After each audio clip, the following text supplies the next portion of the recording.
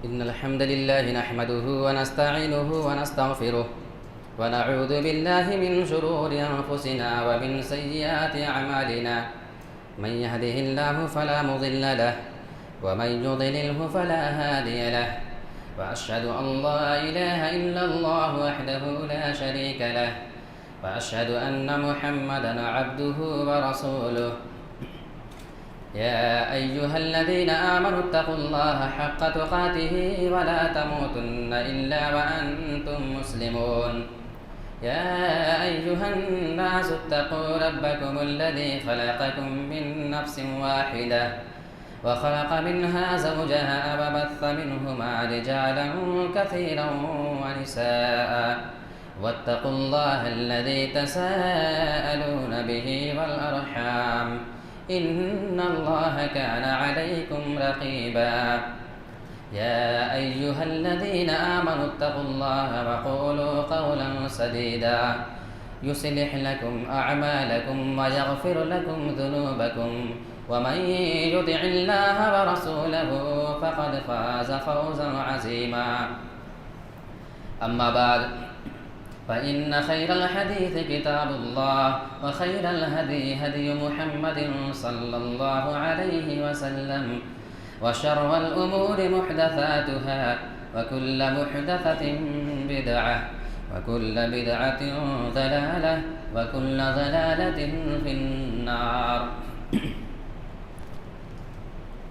أعوذ بالله من الشيطان الرجيم. بسم الله الرحمن الرحيم. قاف والقرآن المجيد بل عجبوا أن جاءهم منذر منهم فقال الكافرون هذا شيء عجيب. أإذا متنا وكنا ترابا ذلك رجع بعيد. قد علمنا ما تنقص الأرض منهم وعندنا كتاب حفيظ. بل كذبوا بالحق لما جاءهم فهم في أمر مريج. أفلم ينظروا إلى السماء فوقهم كيف بنيناها وزيناها وما لها من فروج. والأرض مددناها وألقينا فيها رواسي وأنبتنا فيها من كل زوج بهيج، تبصرة وذكرى لكل عبد منيب.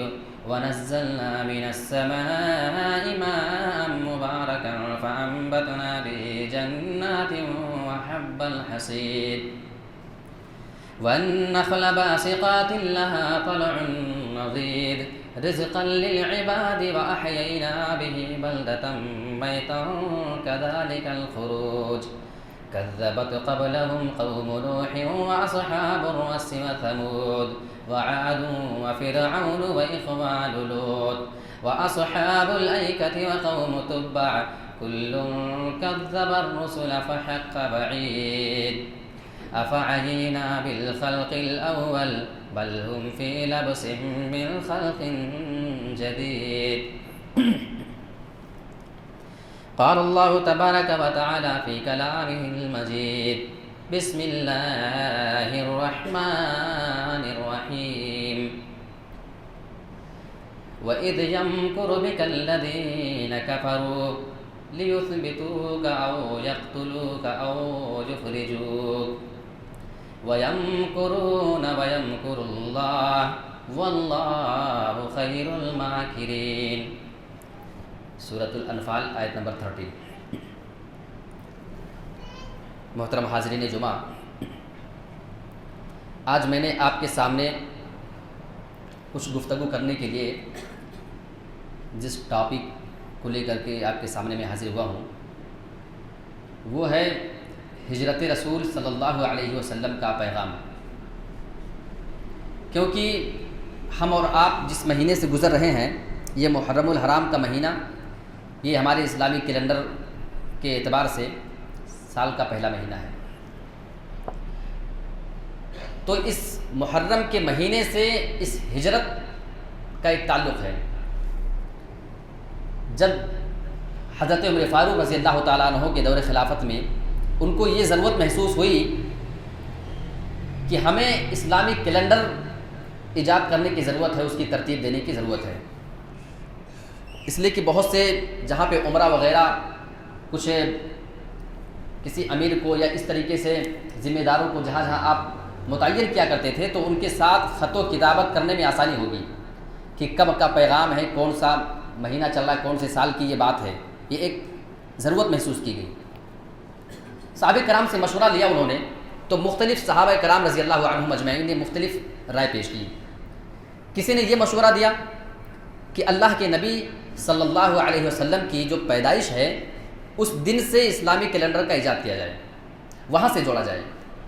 کسی نے کہا کہ نہیں، جب اللہ کے نبی صلی اللہ علیہ وسلم 40 سال کی عمر میں جب نبی بنائے گئے تو نبی بننے کی عمر سے اسلامی کیلنڈر کا ایجاد کیا جائے۔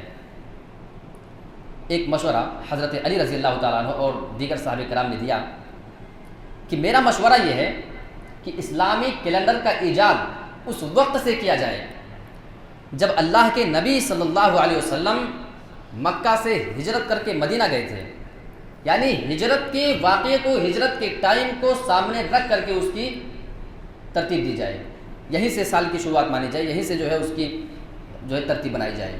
یہ مشورہ حضرت عمر فاروق کو بہت پسند آیا کہ ہاں یہ ایک بہت بڑا میٹر تھا نبی کی زندگی میں، یہ ایک بہت بڑا اور دل دہلا دینے والا میٹر تھا، لہٰذا حضرت عمر فاروق رضی اللہ تعالیٰ عنہ نے یہ بات پیش کی کہ میں چاہتا ہوں کہ اسلامی کیلنڈر کا ایجاد نبی کی ہجرت سے کیا جائے، اسی بنا پہ ہم اس کو کیا کہتے ہیں، ہجری سال بولتے ہیں اسلامی سال کو، تو یہیں سے اس کی بنیاد پڑی۔ اب آئیے ذرا یہ جان لیتے ہیں کہ یہ ہجرت کیا چیز ہوتی ہے۔ ہجرت لغوی جو معنی اس کا ہوتا ہے، جو لغت میں جو آپ کو ڈکشنری میں اس کا معنی ملے گا، وہ ہوتا ہے کہ کسی چیز کو چھوڑ دینا، کسی چیز کو ترک کر دینا، اور شریعت میں جو اس کا معنی ہے وہ یہ ہے کہ اللہ رب العالمین کی رضا کے لیے اور اللہ کے لیے اپنا وطن اور اپنا شہر چھوڑ دینا، یہ ہوتا ہے اسلام میں ہجرت۔ آپ کو معلوم ہے کہ اللہ کے نبی صلی اللہ علیہ وسلم نے اور صحابہ کرام نے خوشی خوشی اپنے گھر بار کو چھوڑا اللہ کے لیے، اپنے بال بچوں کو چھوڑا اللہ کے لیے، اپنے کاروبار کو جہاں پہ وہ سیٹل تھے، جہاں پہ ان کی تجارت چل رہی تھی، جہاں پہ ان کا بزنس چل رہا تھا، جہاں پہ وہ پیدا ہوئے، جہاں پہ وہ اپنی ایک عمر گزار چکے تھے، اپنا بچپن گزارا، اپنی جوانی گزاری، 40 50 60 سال کی عمر وہاں پہ گزاری تھی، ایک لمحے میں اس جگہ کو چھوڑ دینا کوئی آسان کام نہیں تھا۔ میں آپ کو ایک بات بتاؤں، وہ صحابہ تھے جو اللہ کے لیے اپنی ضرورتوں کو چھوڑ دیا کرتے تھے، اور آج ہم ہیں، آج ہم اللہ کے لیے اپنی خواہش اور اسی طریقے سے اپنی لذتوں کو اور اپنی عادتوں کو نہیں چھوڑ پا رہے ہیں، ہم اللہ کے لیے اپنی ضرورتیں کیا چھوڑیں گے؟ یہ فرق ہے بہت بڑا ہم میں اور صحابہ کرام میں، بہت سارے فرق ہیں۔ ایک فرق یہ بھی ہے کہ وہ اپنی ضرورت کو چھوڑ دیا کرتے تھے، ہم اللہ کے لیے اپنی خواہش اور اپنی عادتیں چھوڑنے کو تیار نہیں ہیں۔ جبکہ نبی کے زمانے میں معاملہ یہ تھا کہ ایک آدمی اگر نبی کے سامنے آ جاتا، نبی اگر کسی بات کا پیغام دے دیتے تو وہ آدمی فوراً اپنی خواہش کو اور اپنی عادت کو چھوڑنے پہ تیار ہو جاتا تھا۔ ایک آدمی اللہ کے نبی کے پاس آیا تھا، کہنے لگا اللہ کے نبی مجھے زنا کرنے کی بڑی خواہش ہو رہی ہے۔ کس چیز کی؟ بدکاری کرنے کی۔ لہٰذا اس آدمی نے کہا ایذن لی بالزنا، اے اللہ کے نبی میں آپ کے پاس آیا ہوں، میں چاہتا ہوں کہ آپ مجھے زنا کرنے کی اجازت دے دیجیے۔ جب صحابہ نے سنا، صحابہ آپ کے پاس موجود تھے، صحابہ نے اس کو ڈانٹنا شروع کر دیا، فزجروہ، صحابہ اس پہ پل پڑے، ڈانٹنے لگے، کیا کر رہے ہو تم؟ نبی کے سامنے آ کر زنا کی اجازت مانگ رہے ہو، شرم نہیں آتی؟ اللہ کے نبی کا اتنا بلند اخلاق تھا، آپ نے اس آدمی کو نہیں ڈانٹا، آپ نے اپنے صحابہ کو روک دیا کہ اس آدمی کو ڈانٹو نہیں، چھوڑ دو اس آدمی کو۔ اس آدمی کو فرمایا ادنو، آؤ تو میرے قریب آ کر کے بیٹھ جاؤ، کیا کہنا چاہ رہے ہو؟ وہ آدمی اللہ کے نبی جناب محمد رسول اللہ کے پاس آتا ہے، آپ کے پاس آ کر کے بیٹھ جاتا ہے۔ اللہ کے نبی نے فرمایا میرے ساتھی، اے میرے دوست، تم میرے پاس آئے ہو زنا کی اجازت مانگنے کے لیے، ٹھیک ہے میں تمہیں زنا کی اجازت دے دوں گا، لیکن میں تم سے کچھ سوالات کرنا چاہتا ہوں، میں چاہتا ہوں کہ تم میرے سوالوں کا جواب دو، اس کے بعد میں تمہیں زنا کی اجازت دے دیتا ہوں۔ کہنے لگا اللہ کے نبی بتائیے کون سے سوالات ہیں؟ اللہ کے نبی جناب محمد رسول اللہ صلی اللہ علیہ وسلم نے اس آدمی سے سوال کر لیا، اتحبہ لامتک، اے میرے پیارے ساتھی تم میرے پاس زنا کی اجازت مانگنے آئے ہو، میں تم سے پوچھنا چاہتا ہوں تمہاری ماں کے ساتھ اگر کوئی زنا کرنا چاہے تو کیا تم اس کام کو پسند کرو گے؟ کہنے لگا اللہ واللہ، اللہ کے نبی بالکل اللہ کی قسم میں چاہتا ہی نہیں ہوں کہ کوئی میری ماں کے ساتھ زنا کرے۔ اللہ کے نبی اس کو جواب دیتے ہیں، آپ کے سمجھانے کا انداز دیکھو، نبی اکرم کے اس بلند اخلاق کو دیکھنے کی ضرورت ہے۔ آپ نے فرمایا وَالنَّاسُ لَا يُحِبُّونَهُ لِأُمَّهَاتِهِمْ، جس طریقے سے تمہیں یہ پسند نہیں تمہاری ماں کے ساتھ کوئی زنا کرے، بدکاری کرے، اسی طرح لوگوں کو یہ بات بھی پسند نہیں کہ ان کی ماں کے ساتھ زنا کیا جائے۔ اچھا ماں کی بات ہوگی، اتحبہ لابنتک، تو چاہتا ہے کہ تیری بیٹی کے ساتھ کوئی جا کر زنا کرے؟ کہنے لگا اللہ کے نبی لا واللہ، اللہ کے نبی بالکل اللہ کی قسم کھا کے کہتا ہوں مجھے پسند نہیں ہے کہ کوئی میری بیٹی کے ساتھ زنا کرے۔ آپ نے فرمایا والناس لا يحبونه لبناتهم، لوگوں کو یہ بات کیسے پسند ہوگی کہ تم جس کے ساتھ زنا کرنے جاؤ کسی کی بہن ہوگی، کسی کی بیٹی ہوگی، لوگ بھی اس کام کو پسند نہ کریں گے۔ اچھا یہ بتاؤ اتحبہ لاخوتک، کیا اپنی بہن کے لیے پسند کرو گے؟ کہنے لگا نہیں اللہ کے نبی بالکل نہیں۔ آپ نے فرمایا والناس لا يحبونه لاخواتهم، لوگوں کو یہ بات کیسے پسند ہوگی تم جاؤ زنا کرو کسی کے ساتھ، وہ بھی تو کسی کی بہن ہوگی۔ اتحبه لخالتک، ایک ایک رشتہ آپ اس کو گنوا رہے ہیں جو مقدس رشتہ اسلام میں مانا جاتا ہے، اپنی خالہ کے لیے پسند کرو گے؟ نہیں۔ اتحبه لعمتک، اپنی پھوپھی کے لیے پسند کرو گے؟ کہنے لگا بالکل نہیں۔ آپ نے فرمایا پھر لوگ بھی اس کو پسند نہیں کریں گے، آپ اس کو یہ تعلیم دے رہے ہیں، اس کی سمجھ میں بات آنے لگی۔ اللہ کے نبی نے آخر میں اس آدمی کے سینے پہ اپنے ہاتھ مبارک کو مارا اور اللہ سے دعا کہ اللہ تو اس آدمی کی نظر کی حفاظت فرما، اس کی شرمگاہ کی حفاظت فرما، اس کے گناہوں کو معاف کر دے۔ اس کے بعد وہ آدمی پھر دوبارہ کبھی پلٹ کر کے اس کام کے لیے نہیں گیا۔ یہ ہمارے نبی کا بلند اخلاق تھا۔ تو میں آپ کو کہنا یہ چاہ رہا ہوں کہ وہ اپنی خواہشوں کو نبی کے لیے چھوڑ دیا کرتے تھے، اللہ کے لیے چھوڑ دیا کرتے تھے۔ حضرت مرثد بن ابی مرثد رضی اللہ تعالیٰ عنہ، ان کی زندگی کا آپ منظر دیکھنے کی کوشش کریں۔ جب مدینہ سے مکہ میں آئے قیدیوں کو چھڑانے کے لیے، رات کا وقت ہے، چاندنی رات ہے، ذرا روشن رات ہے، انسان کو پہچان سکتا ہے۔ پہاڑ کے جانب جا رہے تھے، ان کی ایک زمانے جاہلیت میں معشوقہ ان کی محبوبہ ہوا کرتی تھی، جس سے زمانے جاہلیت میں ان کا کنیکٹ ہوا کرتا تھا، کنٹیکٹ تھا اسے۔ اس نے ان کو دیکھ لیا اور پہچان گئی، کہا کیا تم مرثد ہو؟ کہنے لگے جی میں مرثد ہوں۔ اس نے کہا مجھے نہیں پہچانا، میں تمہاری پرانی معشوقہ عناق ہوں، آج میں چاہتی ہوں کہ اس رات کی تنہائی میں آؤ میرے ساتھ اپنی ضرورتیں پوری کر لو جیسے پہلے کیا کرتے تھے۔ حضرت مرثد جواب دیتے ہیں میرا یہ تعلق تیرے ساتھ اس وقت تھا جب میں اسلام کو لایا نہیں، جب میں نے جناب محمد رسول اللہ کو اپنا رسول نہیں مانا تھا، اس وقت میں تیرے ساتھ غلط کام کیا کرتا تھا۔ اب میں جناب محمد رسول اللہ کے اوپر ایمان لا چکا ہوں، میں اسلام کو ماننے لگا ہوں، اب میرے اندر اتنی طاقت نہیں کہ میں تیرے ساتھ کوئی غلط کام کرنے جاؤں۔ جب آپ ذرا سنیے گا اپنے اندر اپنے گریبان میں جھانک کر کے دیکھنے کی ضرورت ہے۔ اب میں اسلام لا چکا ہوں، اب میں نے جناب محمد رسول اللہ کو اپنا رسول مانا، میں یہ کام کیسے کر سکتا ہوں؟ آج ہمارے نوجوان بھی تو رسول کو رسول مانتے ہیں، آج وہ بھی تو اسی اسلام کو ماننے والے ہیں، پھر آج وہ اپنی خواہشوں سے باز کیوں نہیں آ پا رہے ہیں؟ مسلمان تو وہ ہے کہ اس کی زبان سے اور اس کے دل سے یہ صدا نکلتی ہو، قرآن مجید اس کا اعلان کرتا ہے قل ان صلاتی و نسکی و محیایا و مماتی للہ رب العالمین، آپ کہہ دیجئے میری نمازیں، میری قربانی، میرا جینا اور میرا مرنا، یہ ساری کی ساری چیز اللہ رب العالمین کے لیے ہے۔ لیکن آج ہمارا جینا، ہمارا مرنا صرف اور صرف اپنی ضرورت کو پوری کرنے کے لیے ہے۔ اور ہجرت کا ایک پیغام آپ کو بتاؤں میں، ہجرت کا ایک پیغام یہ ہے، اور اس سے یہ پتہ چلتا ہے کہ اللہ تعالیٰ اپنے رسول کی اور اسی طریقے سے مومنوں کی مدد ضرور کرتا ہے۔ آپ اندازہ لگائیں کہ جب اللہ کے نبی مکہ چھوڑ کر کے جا رہے تھے تو جب مدینہ جا رہے تھے تو آپ کے ساتھ گنے چنے چند لوگ تھے، لیکن 8 سال کے بعد جب مکہ میں واپس آتے ہیں مکہ کو فتح کرنے کے لیے تو آپ کے ساتھ مسلمانوں کی تعداد تھی 10,000۔ یعنی اس سے پتہ چلتا ہے کہ اللہ تعالیٰ اللہ کے رسول کی اور نبی کی اور اسی طریقے سے مومنوں کی مدد ضرور کرتا ہے، اور وہاں پہ کسی کافر کی ہمت نہیں ہے کہ کوئی ان کی نظر سے نظر ملا کے بات کر سکے، کوئی ان کو ایک لفظ بول سکے، کسی کے اندر اتنی بھی طاقت نہیں ہے۔ وہاں پہ ایک صحابی تھے سعد بن ابی وقاص، وہ مارے جوش کے تھے فاتحانہ انداز میں، اور ان کی زبان سے یہ جملہ نکل رہا تھا الیوم یوم الملحمہ، اے کافرو تم نے ہمیں بہت پہلے مکہ سے نکالا تھا، تم نے ہمیں مارا ہے، ستایا ہے، گالیاں دی ہیں، تم نے ہمارے بیوی بچوں کو پریشان کیا، تم نے ہمیں مکہ سے نکلنے پہ مجبور کر دیا تھا۔ الیوم یوم الملحمہ، آج کافر تیار رہنا، آج تو تمہیں بوٹی بوٹی کر دینے کا دن ہے، یعنی آج ہم اپنا بدلہ لے کر کے رہیں گے۔ اللہ کے نبی نے ان کے الفاظ سن لیے۔ اللہ کے نبی فرمانے لگے اے کافرو تمہیں ڈرنے کی ضرورت نہیں، یہ سارے جھوٹ بول رہے ہیں، آج بوٹی بوٹی کرنے کا دن نہیں ہے، آج بدلہ لینے کا دن نہیں، الیوم یوم المرحمہ، آج تو لوگوں پہ رحم و کرم کیے جانے کا دن ہے، کیونکہ آج محمد رسول اللہ یہاں کی بادشاہ چلائیں گے، کسی کے اوپر کوئی ظلم نہیں، کسی کے اوپر کوئی ٹارچر نہیں کیا جائے گا، آج سب پہ رحم کیا جائے گا، سب کو معاف کر دیا جائے گا۔ لیکن اللہ کے نبی کی خواہش یہ تھی کہ سارے لوگ جتنے مجرم بڑے بڑے ہیں، جنہوں نے ہمیں ستایا ہے، ہمیں گالیاں دی ہیں، ہماری نماز کی حالت میں ہماری پیٹھوں پہ گندگی لا کر کے رکھی ہے، ہمیں جینا مشکل ہمارا کر دیا تھا، میں چاہتا ہوں کہ ایک ایک آدمی آئے اپنے جرم کو بتائے، میں اس کو معاف کرتا جاؤں۔ 8 سال کا زمانہ گزر چکا ہے، میں بھول چکا ہوں کہ کس کی شکل کیا تھی، کس نے کون سا گناہ کیا تھا۔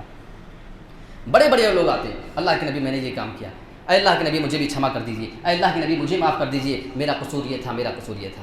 آپ سب کو معاف کرتے جا رہے ہیں۔ اسی میں ایک آدمی آ گیا، ہاتھ جوڑ کر کے کھڑا ہو گیا، اللہ کے نبی مجھے بھی معاف کر دیجیے۔ آپ نے فرمایا تم بتاؤ تمہارا جرم کیا تھا؟ شکل یاد نہیں آ رہی ہے، کافی ٹائم گزر چکا ہے، تمہارا جرم ہمیں یاد نہیں ہے، بتاؤ تمہارا کیا معاملہ ہے؟ اس آدمی نے کہا اللہ کے نبی آپ اگر میرا جرم سن لیں گے تو آپ کے پیروں کے نیچے سے زمین کھسک جائے گی۔ اللہ کے نبی نے فرمایا بڑے بڑے مجرم آئے، ہماری پیٹھ پہ نماز کی حالت میں گندگی ڈالنے والے آئے، ہمارے بیوی بچوں کو پریشان کرنے والے آئے، ہمارے صحابہ کی زندگی کو جیرن کرنے والے بھی آئے، ہم نے سارے لوگوں کو معاف کر دیا ہے، اے آدمی تیرا ایسا کون سا جرم ہے کہ جس کو میں معاف نہیں کر سکوں گا؟ تو بتا، میں وعدہ کرتا ہوں کہ میں تیرے گناہ کو معاف کر دوں گا، تیرے جرم کو بھی میں معاف کر دوں گا۔ اس آدمی نے کہا اللہ کے نبی میں بتاتا ہوں، میرا نام حبار ابن اسود ہے، میں وہی آدمی ہوں جس نے آپ کی پیاری بیٹی زینب کو تیر مار کر کے اس کو شہید کر دیا تھا۔ آپ کی بیٹی اونٹنی پہ سوار تھی، میں نشانہ اونٹنی کے پیر پہ لگانا چاہ رہا تھا کہ اونٹنی نیچے گر جائے، ان کو پکڑ لیا جائے، لیکن تیر جب میں مار رہا تھا تیر خطا کر جاتی ہے اور آپ کی بیٹی کے پیٹ میں لگتی ہے، آپ کی بیٹی کا پیٹ پھٹا، آپ کی بیٹی حمل سے تھی، آپ کی بیٹی کا حمل ساقط ہو گیا، اور حضرت زینب کو جو معلوم ہوتا ہے میرے پیٹ کے بچے کو تکلیف پہنچی ہے، میرا حمل ساقط ہو گیا ہے، آپ اس صدمے کو برداشت نہیں کر پاتی ہیں۔ ہماری ماں اور بہنیں یہاں پہ موجود ہیں، ذرا معلوم کریں، کسی ماں کو معلوم چل جائے اس کے پیٹ میں پلنے والے بچے کا انتقال ہو چکا ہے، اسے کون سی تکلیف ہوگی؟ حضرت زینب بھی صدمے کو برداشت نہیں کر پاتی، انتقال کر جاتی ہیں۔ کہنے لگا اللہ کے نبی میں وہی آدمی ہوں۔ اللہ کے نبی کی آنکھوں میں آنسو آ جاتے ہیں۔ آپ نے کہا اے حبار، ابھی تک مجھے جتنی بھی پوری زندگی میں تکلیف دی گئی، مکہ والوں نے مارا، گھر سے نکالا، ستایا، یہ سارے کے سارے ظلم و پہاڑ جو ہم پر توڑے گئے، سارے کے سارے پہاڑ کو، ظلم کے پہاڑ کو ترازو کے ایک پلڑے میں رکھ دیا جائے، اور تو نے جس دن میری پیاری بیٹی کو مارا تھا، میری آنکھوں کے سامنے اس نے اپنا دم توڑا تھا، اس تکلیف کو اگر ترازو کے ایک پلڑے میں رکھا جائے تو وہ تکلیف میری پوری زندگی کی تکلیف پہ بھاری پڑ جائے گی۔ لیکن نبی کے الفاظ یہ تھے، اے حبار، آج تو رحمت للعالمین کے پاس معافی مانگنے آیا ہے، تو اس امید سے آیا ہے کہ میں تجھے بھی معاف کر دوں گا، تجھ کو میں نے اسی کام کے لیے بلایا ہے۔ اے حبار جا جا، میں نے تجھے بھی آج معاف کر دیا ہے۔ آج بڑی آسانی کے ساتھ لوگ اسلام کو دہشت گردی سے جوڑنے کی کوشش کرتے ہیں۔ لوگ آج یہ افواہ بھی اڑائیں گے کہ محمد رسول اللہ تو اسلام میں دہشت گردی کی تعلیم پھیلانے آئے تھے۔ اس واقعے سے بتائیے کہ آپ کو دہشت گردی کی کون سی بو نظر آ رہی ہے، کہیں آپ کو جھلک نظر آئے تو آپ بتانے کی کوشش کرو۔ آپ اخباروں میں یہ خبر تو پڑھ لیں گے، ٹیلی ویژن میں آپ کو یہ خبر دکھائی جائے گی کہ فلاں نیتا نے اپنے اوپر جوتا مارنے والے، جوتا پھینکنے والے آدمی کو معاف کر دیا ہے۔ یہ آسان کام ہے، لیکن کوئی آپ کے گھر کے کسی بیٹے اور بیٹی کو قتل کر دے آپ کی نظر کے سامنے، آپ اسے معاف کر کے دکھائیں، تب وہ کہا جائے گا کہ آپ نے معاف کر کے دکھایا ہے۔ اور ہجرت اللہ کے نبی کی شروعات کہاں سے ہوتی ہے؟ دار الندوہ تھا، جس میں کفار کے بڑے بڑے جو قریش کے بڑے بڑے خاندان والے تھے وہ اس میں میٹنگ کیے، ایک بار میٹنگ بلائی گئی، بڑے بڑے اس میں جو ہے سردار آئے، اور اس میٹنگ میں ایک نجدی بڈھا آدمی بھی آیا تھا۔ لوگوں نے پوچھا کہاں سے آیا؟ اس نے کہا کہ میں نجد سے آیا ہوں، بڑی بڑی داڑھی، سفید داڑھی، بالکل بزرگ دکھ رہا تھا۔ لوگوں نے سوچا کہ اچھا آدمی ہے، اچھا مشورہ دے گا، اس کو بھی شامل کر لیتے ہیں۔ لوگوں نے کہا کہ بتائیے محمد کا کیا کیا جائے صلی اللہ علیہ وسلم. کسی نے کہا کہ ان کو قیدی بنا لیا جائے, قید خانے میں ڈال دیں گے. کسی نے کہا کہ ایک کام کریں, ان کو مکہ سے نکال دیں. جب یہ مشورے ہو رہے تھے, جب یہ رائے دی جا رہی تھی, تو یہ نزدیک بوڑھا کھڑا ہوتا اور کہتا کہ نہیں, مجھے یہ رائے پسند نہیں ہے, یہ ٹھیک رائے نہیں ہے. وہیں پہ کھڑا ہوتا ہے ایک نوجوان ابو جہل. اس نے کہا کہ اے قریش کے